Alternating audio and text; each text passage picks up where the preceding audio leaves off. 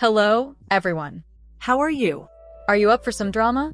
Nobody anticipated the path things just took. Diddy's supposedly routine court day descended into mayhem as rumors circulated that his lawyer revealed something startling, a purported HIV report with Diddy's name on it. He actually caught HIV, like having... He actually caught HIV, like having a lot of women. Oh yeah, let's just go down the rabbit hole of all of his sex. Furthermore, Diddy wasn't behaving like the self-assured tycoon we've all seen previously when those allegations surfaced. He was reportedly sobbing and said, "They dragged me. They framed me." He seemed to be on the verge of tears. According to those close to the case, Jaguar Wright hypothesizes that this is because he knows the truth about him is becoming public. He doesn't, everything he does with everyone else, it's for money, but he's just with you. He's with you, right? And there's no money exchange, so that makes it special. Not at all. Not at all. Hold on, Jack. Doesn't it make sense though? No, it really doesn't make sense, especially when you see your so-called straight boyfriend now doing gay parties and saying that's only for money. Wow. And letting men go down on him for extra, but it's only for money. Allegedly. Okay. His attorney told the world basically, like, yes, Diddy is a swinger. He can't just go out into a swinging party. He may have to hire people to come into his world to do those swingish things. A swingers party with as many different people as he had at those parties. And understand this, these sessions that he's talking about swinging, there were multiple men. It wasn't just one-on-one action, and I don't know why they're all lying about it. Like, they're all lying through their caps. And anybody who doesn't want to see that, well, then that's just... Let's begin from the beginning. For months, Diddy has been fending off accusations. Every time he dismissed them, more lawsuits, rumors, and wild party reports surfaced. However, if this is accurate, it's different because once health records leak, especially ones about something as serious as HIV, it's no longer just gossip. That's reality. The streets were instantly alive with activity, and the situation became even more chaotic. An old video from Meek Mill's birthday party resurfaced, just as this legal drama was unfolding. And it wasn't the kind of celebration people expected. According to some, it looked more like an introduction to Diddy's perverse world. What's up, King Son? Man, you doing it, man. You deserve it, Daddy. You putting in that work. Proud of you. I love you. The context of this is that Diddy hosted a purported birthday celebration for Meek at the Parisian Palace in Las Vegas, $25,000 per night, on the weekend of Mayweather's major bout. The leaked facts from that night are crazy, but the attendee list is pure legend. There were lingerie dancers moving about like chess pieces, matching clothes, and even a nude lady arranged like a sushi plate. Insiders claimed that the home was destroyed after it was finished. There were broken bottles, used condoms, bloody sheets, and other materials lying about. The audio that was purportedly captured that evening subsequently went viral. In any case, some claim that it exposed Diddy and Meek's compromised relationship. The internet exploded. Meek labeled the audio phony right away, claiming that AI was used to destroy him. He even said on social media, "As a black man from the ghetto, my voice is so powerful. They want its removal. No human can govern me." Strong language, yet no one was persuaded. There was a lot of speculation. According to some, the audio was surreptitiously captured by one of Diddy's personal bodyguards. Others blamed Nicki Minaj, Meek's ex-girlfriend. Nicki allegedly bribed someone to release the footage. According to Jaguar Wright, Meek enjoys controversy and doesn't mind being sucked into trouble. Nicki herself subsequently remarked on a show, "Is it a coincidence? Perhaps, but many didn't believe it." Gene Deal even said that the party's beds had linen smeared with blood. Leave it. Gene Deal even said that the party's beds had linen smeared with blood. No, what happened is that Diddy had rented a mansion out for Meek Mill's birthday party, and he had rented it for like 25 $25,000. I remember we rented one of Cher's mansion out. You know what I'm saying? And that's the day he had fired his cook, but that's a whole nother story. You know what I'm saying? It was me, Wolf, Mace, Ock. Was Ock staying there? No, it was just me, Wolf, Mace, Puff, and there was one other person staying in the mansion. But anyway, long story short is that they came recently. This happened a long time ago, but they recently just made a statement that they found loads of cocaine. I wonder what they did with the cocaine, because they didn't turn it over to the police. They said they found loads of cocaine, razor blades. They said that the sheets were bloody, nasty. They found a whole lot of used condoms. And it was a Diddy party, giving in Meek Mill's honor for his birthday. I was like, yo, wow. They said it was disgusting the way that they left the place. So I know they got hit with another bill on top of that $25,000 and the different deposits they had to put down for cleanup and all this other stuff. It was crazy. It was one of the property managers they had rented out a mansion. I heard about that whole story. Industry insiders such as Gene Deal and Jaguar Wright have long claimed that Diddy personally videotaped these events. Allegedly, he continued recording and used the footage to extort anyone who disobeyed. More than 250 covert recording devices were reportedly present in his residence. But a lot of people probably believe that, you know, they just want to know, and the government want to know what things those people were doing on those tapes and who was doing shit on those tapes. Because I heard they found like 250 cameras or something like that. That's what they say. They said they found a lot of cameras. Right. There's a lot of rumors about him recording some of these parties, and he's using a lot of this stuff for blackmail, like a lot of celebrities, even as far as politicians. You know, I think even Little Rod said that Diddy had every room taped and bugged. Right. Well, in his affidavit, his deposition that he gave to the courts, he said every room was bugged, and that he did have tapes and information on a lot of different celebrities and people in the music business, people that were in politicians, and like I said, in other platforms, people that was in the ministry. Allegedly. Oh, that's crazy. Yeah. Now, if the feds got their hands on these tapes, you could very well see like a domino effect of shit coming down on everybody. It depends on what's on the tapes. You know what I'm saying? Gon now asserts that the feds had to conceal everything after the trial judgment. So I want to go back to the comments you made earlier about these tapes, and I want you to give more clarity. So you believe they only got Puffy because they want these tapes. But what do you think is on these tapes? Bro, you got to realize you got people like Prince Harry. Prince Harry was at a Diddy party.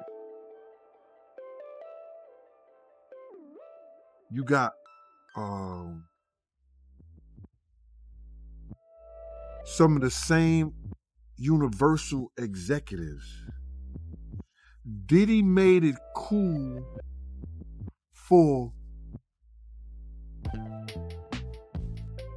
I'm just gonna say it like this, man, whites to hang out with the hood dudes. Dude from the hood, he made it cool and safe for them to hang out with the white executives. They used them for that. They used them enough, whereas that now you got white executives doing Diddy-like parties. Remember the dude from, what's that, Frantic? The clothing line, the sports line? They was mad because they didn't get invites to his party because he was doing white parties, doing parties like Diddy. Now I ain't talking about the off party part of it, but I'm just saying he was doing those parties and everybody, there was rappers, or I think Stephen A. Smith said something about he was upset that he didn't get no invite. So it was those parties that everybody wanted to be at. Y'all heard the same thing that I heard. When they raided his house, y'all saw the same thing I saw. They took computers, tapes. You think wasn't nothing on those tapes, y'all? You think they didn't log those tapes? Why did they, hold up. Yo, I just caught a jewel. They used the tape that Cassie sent them. That Cassie had. They used the tape that Cassie had that they showed to the jurors. Why do you think they didn't use the tape that they got from Diddy house? Because that would have them had to log that in. It would have been public record. And at one given time, when it's a public record out of this trial, you could go see it. You could go get those tapes, copies of those tapes, because it's public record. It would have been public record, bro. It's a dirty game out here, man.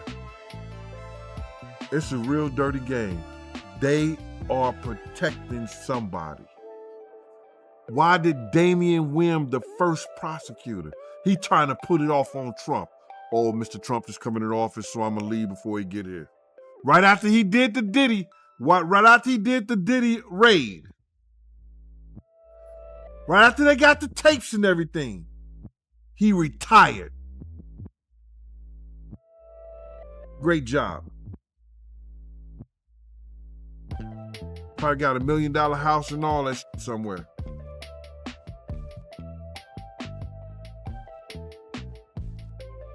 Because he definitely quit. And tried to put that shit off on Trump. Y'all saw what I saw. Y'all saw what we saw, the same shit. Y'all heard. Don now asserts that the feds had to conceal everything after the trial judgment. The same thing that I heard. They took over 256, cameras and who had that many cameras in their house? I don't know how big the mansion is. 2 significant storms are now approaching. On one side, Diddy's name is being brought up in court through a purported HIV report. On the other, Meek Mill and others are being linked to his alleged empire of chaos through leaked recordings and viral audio. The industry is asking the same question many of us are: did he truly drag to cut Chompri as he claims? Or are years of hidden secrets finally coming to light? According to Jaguar Wright, he was diagnosed with HIV but never disclosed it. Did he have the same opportunities as everyone else? What's striking is that, despite facing that diagnosis, he allegedly continued his behavior. How many men are walking around undetected? Wright further claimed she personally knows at least 20 men who are HIV positive and suggested she might reveal their identities in a future program. She went on to question the narrative surrounding Diddy and Jay-Z's relationship as well. While Jay-Z's camp maintains the two were close, Wright insisted their bond never extended beyond business. I mean, of course. At parties, at events, everyone knows this. This ain't nothing new. Everyone knows this. The simple fact that that nigga went and did exactly everything I said he was going to do. I said on Piers Morgan, I've been making that jump ever since, but don't nobody want to give me credit for that. All of these people he been robbing all of these years. And I know I'm responsible for him losing at least $125 million in the past 2 months. I say that with pride. Yes, so Don't Jack. nobody want to give me credit for what I do. Jaguar was right. Yeah, they might say you're bringing down our black billionaires, Jack. You're bringing our black billionaires down. How can I do that? I'm a liar, right? How could I do that? I'm crazy, right? How could I do that if I'm not right? Come on. See, I don't need to be right. I just need to admit that y'all was wrong. If I could get $1 for every person that's called me a liar in the past 5 years, then I wouldn't be financing. I buy my satellite next week. You do seem like a keeper of information.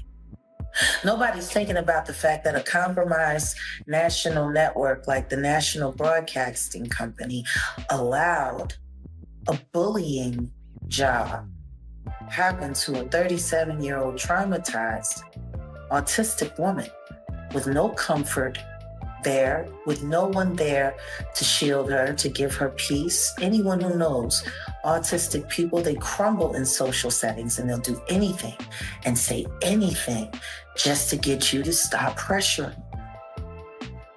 NBC should be sanctioned for that. Right. They What do you thought?